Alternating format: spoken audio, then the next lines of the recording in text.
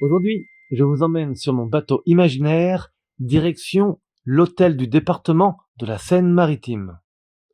Nous sommes situés rive gauche, à quelques mètres du pont Boieldieu, et devant nous s'élève ce bâtiment à la forme rectangulaire et à la façade légèrement en arc de cercle, l'hôtel du département de la Seine-Maritime. Et c'est dans les sous-sols de ce bâtiment que je vous emmène pour vous y faire découvrir un des monuments historiques et insolites de Rouen. En effet, derrière ces portes blindées se cache un abri anti-atomique construit sous l'ancienne préfecture en 1963. Pour bien comprendre la présence de ce bunker, il faut se replacer dans le contexte de l'époque.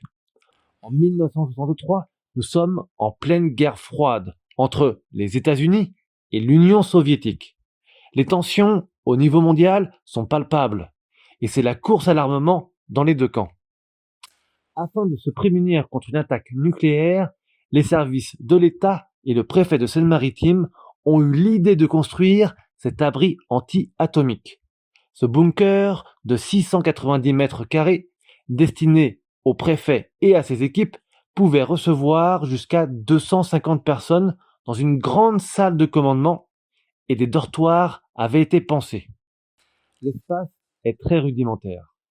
Composé de murs en béton atteignant près d'1 mètre de large par endroit, ce bunker a été conçu pour avoir 15 jours d'autonomie, avec 4 bicyclettes. 2 utilisées pour renouveler l'air dans ce lieu complètement clos, et 2 autres rattachées à des dynamos qui permettaient d'avoir de l'électricité. Le but étant d'être autonome en énergie.